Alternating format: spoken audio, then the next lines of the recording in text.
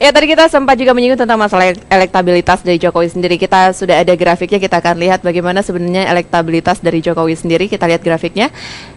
Ya ini hasil survei Litbang Kompas. Ada, wah, Jokowi 43,5 meninggalkan jauh Prabowo, Ical Wiranto, Megawati dan Yusuf Kala.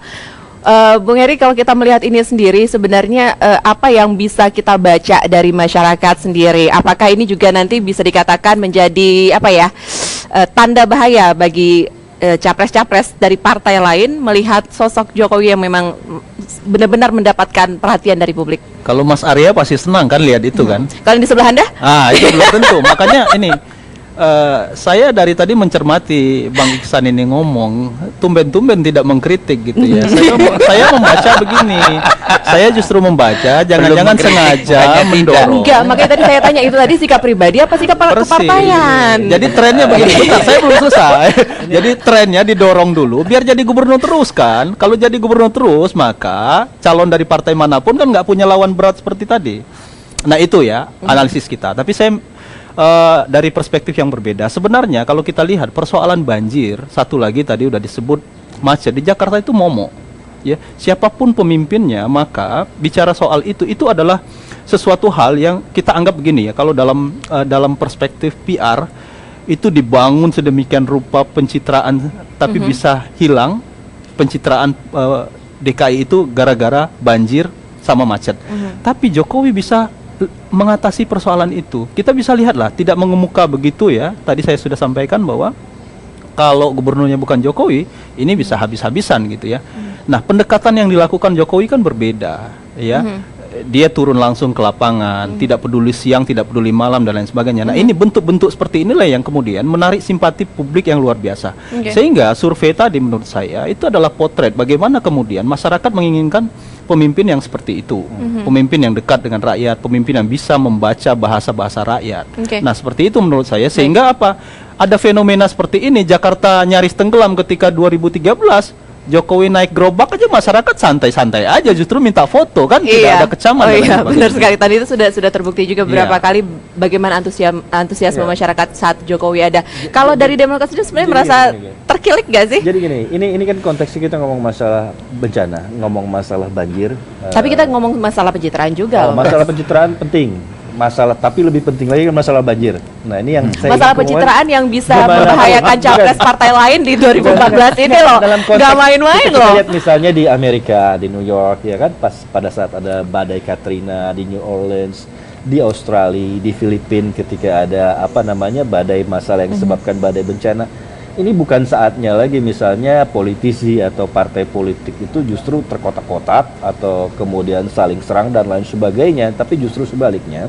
Ini adalah momentum buat menunjukkan satu politik santun, untuk menunjukkan bahwa kita bisa coming together as one front gitu. Jadi sebagai satu front untuk Indonesia gitu loh. Jadi ini bukan lagi ngomong Partai Demokrat, bukan lagi ngomong PDIP dan lain sebagainya. Dan ini juga sebenarnya kita buktikan bukan hanya di DKI, Mas, mohon maaf ya, tapi di daerah-daerah lain, misalnya di Jember ya, di dapil saya Pak, di Jember, di Lumajang. Jember ini kemarin di daerah jadi gencatan senjata dulu ya partai-partai ini ya. Tapi kita juga kita berkontribusi bukan hanya untuk korban, tapi juga memberikan saran-saran, masukan, solusi, karena kebetulan DPRD-nya memang mayoritas Demokrat Pak di Maria.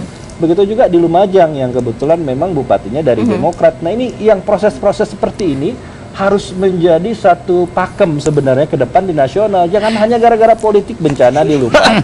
Tapi ada indikasi ini nggak sih, Mas? Sebenarnya ada indikasi mau koalisi nggak sih sebenarnya?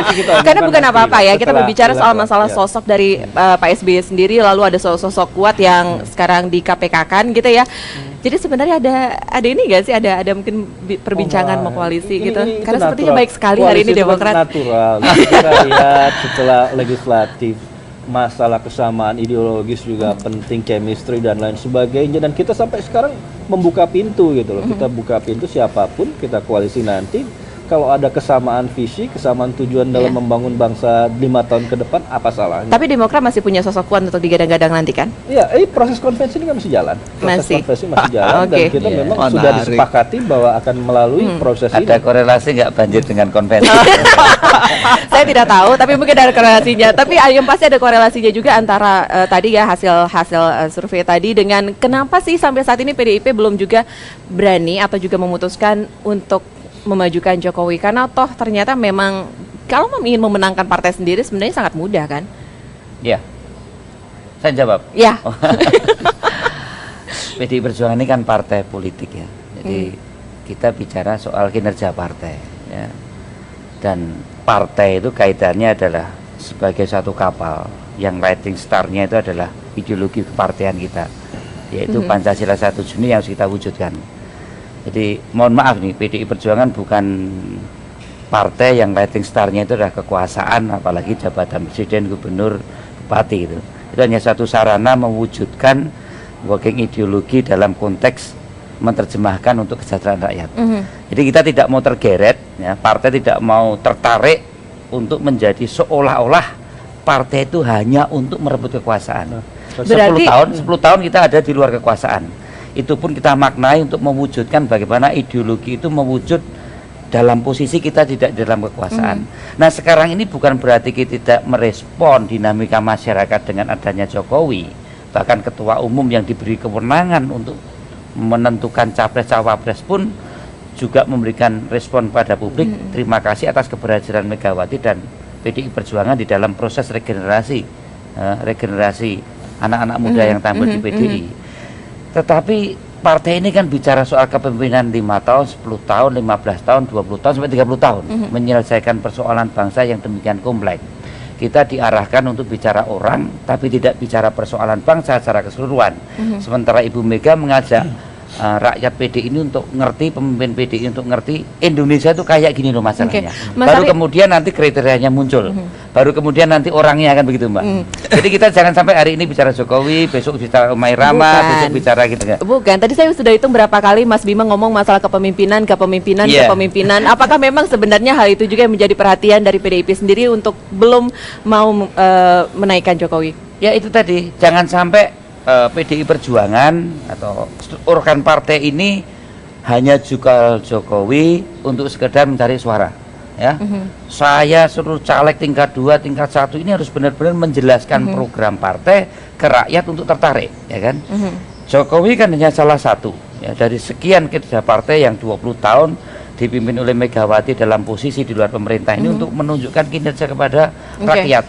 Nah terus kemudian ada proses reproduksi selama 10 tahun ini muncul Jokowi kan itu. Nah Jokowi mendapat respon publik. Jadi menurut saya sabar dulu lah. Ketua Umum tentunya akan melihat secara cermat dinamika masyarakat dan kepentingan negara untuk 5, 10, 15 tahun ke depan. Saya kira itu.